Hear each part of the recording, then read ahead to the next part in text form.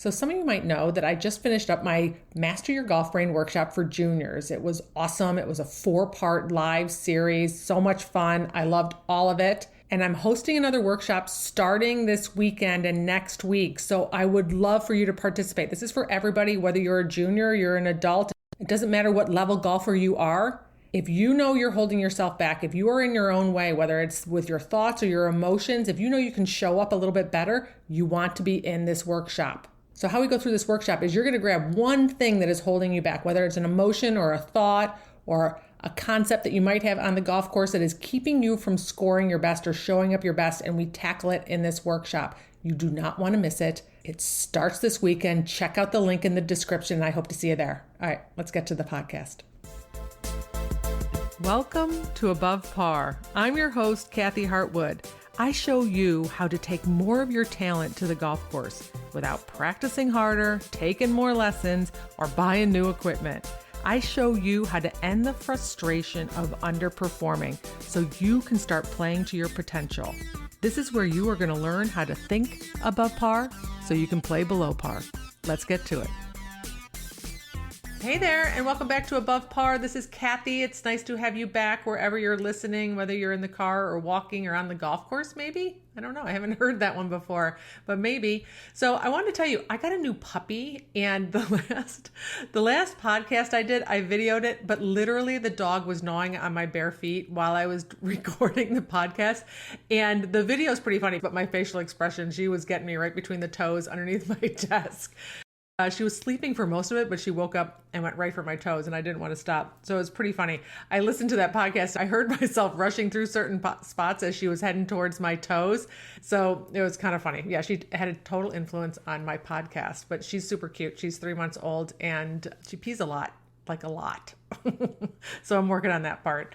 But anyway, I wanted to talk to you today about the driver yips, or basically struggling off the tee. And sometimes we just feel like our driver is dramatically different than other parts of our game or other shots that we have.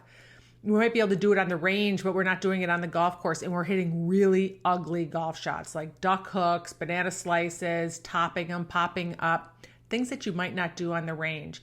I'm going to give it the generic term of driver yips, but in reality, the yips are kind of reserved for the short game area. And it was coined actually by Tommy Armour, who's a Scottish golfer. And he said it was basically like having a brain spasm in the short game area, right? But there's been lots of studies on the yips, and there are definitely neurological reasons for it. It can become a disconnect between your brain and your muscles and the way that they fire. But there's a lot of mental issues involved in that for sure. But today I don't want to talk about putting or chipping. I want to talk about the driver specifically. And what I find, what happens with a lot of people is they go out and they are hitting these dramatic misses that are really messing up your score. If you feel like this happens to you, or you go through a stage where you feel like you have the driver yips, I want to just talk about a couple different things that you might be doing that are contributing to it, and how you might be able to minimize it or stop it altogether so that you can keep your ball in play. So let's be clear. Everybody loves to hit their driver, and they love to hit it far, and they love to hit it down the middle. That's the ultimate goal. But what happens is sometimes in pursuit of distance, we lose direction. There has to be a nice balance between the two of those. I remember when I was playing in a lot of pro-ams, I would have a running joke with my friends about my pro-am partners, which were mostly men at that time. There weren't a whole lot of women who showed up for those events. And we would play the same tee. Now, my distance relative to my other peers, female pros, I was slightly above average. I wasn't super long, but I wasn't short either. I would give myself just a little bit above average. And we would play the same tees as the men, amateurs, and most men, male amateurs, hit it about the same distance as female pros, certainly at that time. And what would happen is we'd have this running joke: how many holes would your amateur make it before they started hitting it in the trees? And this would happen is we'd go to the first hole and we'd hit drives out there, and we'd have a nice time, and they're happy to be there. And then they'd notice that their drive is pretty equal with mine, or worse, I outdrove them. And then what would happen inevitably is they would start swinging harder. So on the second hole, like they're swinging a little bit harder. Maybe they got a couple extra yards. And then the next hole, they're still with me or behind me. And then the next hole, they do that again. And now the ball is starting to go a little bit sideways. And the fourth hole, even more, right? Trying to get it past me. And by the fifth hole, they're in the trees for the rest of the round. It was kind of a running joke. It was 4, 5, 6. That would be typically on average what would happen. And the deal is that in pursuit of distance, we end up sacrificing direction. And that's what happened in that situation there. So I'm going to talk first about one of the things that might be happening with you if your driver is going sideways is that you might be swinging too hard. It's very important to note that your driver is designed on its own to go further because the shaft is longer and there's only about 10 degrees of loft on the face. Those two things combined together help the ball fly further if you're creating enough club head speed. When you try to create speed on purpose, you become less efficient for the most part, especially since you likely don't know where to drive that energy from. You're right, most amateurs are driving it from the wrong part, like they're using a wrong body part or a wrong motion to create speed. Unless you really know how to create more speed in your golf swing on purpose and you actually can check it out on a launch monitor or something, then you're probably going to do it the wrong way, and you likely will slow the club head down. You will start swinging slower. This happened to me. It was in the beginning of season. I was getting fitted for a driver with a friend of mine, and he was checking out my club head speed on a launch monitor so I could figure out what shaft I wanted to get. And he was telling me my speed, and I was like, oh, let me see if I can make it go faster just on my own when I was trying to swing harder and harder. And he said to me, are you trying to swing harder? I'm like, yeah, yeah. He goes, well, it's slowing down. I was like, so interesting. Me trying to create club head speed on purpose, I was slowing myself down. So I want you to be very conscious when you stand on the tee. Are you trying to swing hard? Are you trying to swing harder than you do with all the other clubs? It can influence your tempo, your mechanics, how your club face is showing up to the ball. So I want you to be very conscious and ask yourself, am I swinging harder with my driver than I do, let's say, with a fairway wood or a hybrid or any of your other clubs? See if you can maintain the same pace of your swing as you would with an iron, like a 6-iron or something like that. Try that first. See if you can keep your ball in play, because the harder you swing, the more sideways your ball is going to go. We got to find that balance between the two. If your ball is going sideways, I tell you to slow down your swing until you can get your ball back in play. Another one that a lot of people do is they make a different swing with their driver. So they think it's a special swing, or they hear that they have to swing up on it, or they need to sweep it off the tee, or all these different moves. The game is too hard for you to recreate the golf swing. It's hard enough for us to make one golf swing, let alone try and recreate it for every club. You do not have a different swing for your driver. All that is happening with your driver as far as your setup goes is that you're standing further away from the ball because the shaft is longer, the width of your stance is wider, and the ball's in a different spot relative to your feet. That's it. Then make the same swing. It is when we try and create a different swing that we run into problems. If you think something special is supposed to be going on with your driver versus your iron, you're going to struggle. I had some clients who going, I hit my irons really good. There's nothing wrong with my swing, but my driver is like a train wreck. And I said, what are you doing? Well, I'm trying to do these different mechanical moves in my driver swing that I'm doing with my irons. And that's part of the problem, right? We want to try and stay as consistent as we can through all the clubs. So just ask yourself, are you making a different swing with your driver? Are you trying to change something? Your setup is slightly different, but it's only because you're standing further away from the ball, and it's only because the ball is further forward in your stance, like inside your left heel, than it would be with any of the other clubs. So keep that in mind. Check that out first if you're struggling with your driver. Another thing could be that your equipment is off, and that is worth getting checked. That's an easy one. Just go and get your equipment checked, get fitted for a driver, and make sure that the shaft is lined up with your club head speed. I'm not a pro on any of that stuff. I am not techie at all. I let other people handle that. There's experts who can handle that for sure. But if your equipment is off, that could be an issue, and that's worth going and getting fitted for. The other thing that I would tell you to focus on is your tempo. I believe that tempo trumps mechanics. So if you can get yourself having a nice rhythmic swing with good tempo, you can save a lot of mechanical errors. Focus on having some good tempo. If you don't know what that is, practice it on the driving range. Try and get a little bit of a beat to your swing. Have a little bit of a pause on the top of your swing before you start down. That's what happens when we swing really fast with the driver, is where our change of direction from the top of our swing coming down gets so fast because we're trying to create club head speed that we don't allow ourselves to finish our backswing before we start our downswing. So creating good tempo, a simple thing that you could do is go up to the top of your swing, pause for a second, and then start down and see if you can get yourself back into a nice little rhythm there.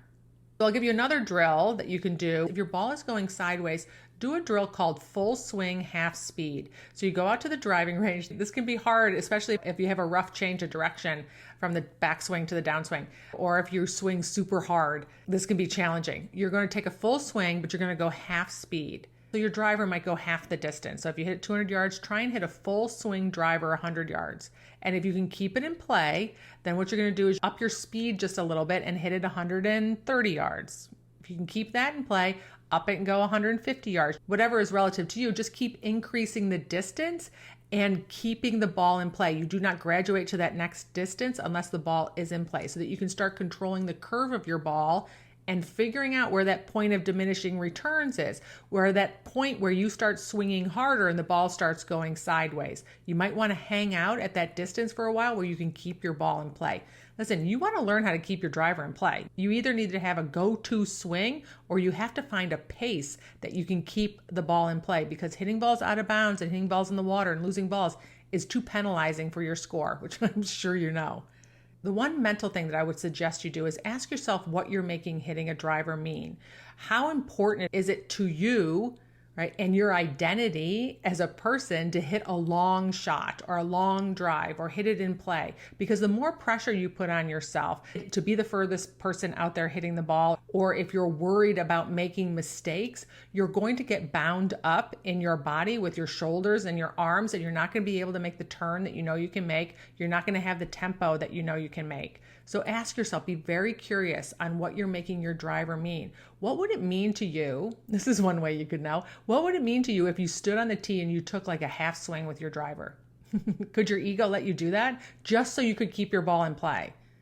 And if your ego wouldn't let you do that, that's something to look at on why you're struggling getting off the tee sometimes, because you're probably swinging too hard and you're probably putting too much emphasis on that driver. I told you the story about I hit 3 drivers out of bounds on the same hole on my 68th hole of going through tour school to get my LPGA tour card, hitting driver off the tee, because in my head, I thought that it was just, tour players hit drivers on every hole. It was just a thought I had. I didn't even examine it.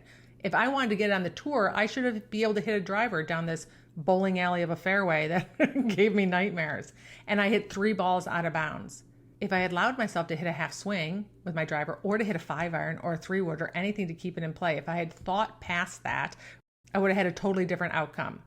So ask yourself, what does it mean to you? What are you making it mean to hit your driver long and far and down the middle? And is that putting pressure on yourself? That is making the rest of it very hard for you to be consistent off the tee, because it is a big deal to not hit your ball out of play.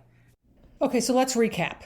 So if your driver is going wonky, it's going a little sideways or maybe big time sideways, you have some dramatic misses with your driver, it could be a few different things. I want you to start with asking yourself, are you swinging harder with your driver? Do you think that because it's a driver and it's longer and it's supposed to be the club that goes the furthest in your bag, are you swinging harder than all the rest of your clubs?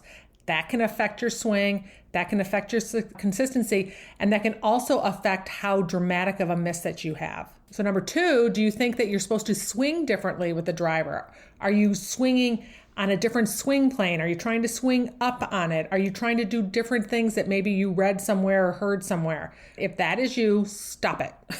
That is not what happens. You have one swing. Golf is too hard to have multiple swings. It's hard enough for us to repeat one. All that changes is your setup. Your right side is lower than your left if you're a right-handed golfer, and that is because your stance is wider and the ball is closer to your left heel. That is it. It is nothing in your swing that changes the way that you hit your driver. It is just the way that you set up to your ball. And it does make a difference. If you're not set up properly, then you can really mishit your ball. So you want to check that. And you know what? I'll do is I have some videos that I shot a little while ago on a whole segment on drivers, and I will put them together. If you're not sure on how you set up to a driver, head to the description. I'll make sure that you can get access to those driver setup videos that I have. I'll add in there some basic driver swings just so that you're very clear on what goes on with your driver, because if you are trying to make a different swing, that is totally going to affect your consistency. And if you're not sure on how to set up to the ball, it does make a huge difference, especially with your driver. And number 3, if those two are all on point, if you're like, nope, I'm not swinging harder, nope, I'm not swinging any differently, then check your equipment. It could be that. You could have not a great shaft for you. Maybe the club head is too closed or open or too much loft. I'm not a techie person. I can't evaluate you from a podcast for sure, but go and have that evaluated. And then the last thing from a mental standpoint, if all that is in check, then what's going to happen is what are you saying on the tee or believing about your driver? Are you believing I need to hit this far? I need to hit this in play. Are you thinking that I'll only score well if I hit my driver well today? Are you thinking I don't want to embarrass myself with the group that I'm playing with? I need to kind of show off and show them that I can hit it far and hit it well. All of that stuff is putting too much pressure on your driver swing, which is binding you up and not allowing you to make the swing that you actually own. So hopefully you can find something in there to help you with your driver to get your ball back in play, because for sure, keeping your ball in play and getting off the tee is definitely going to help you with your score. All right, my friends, I hope that helped, and I'll talk to you next week.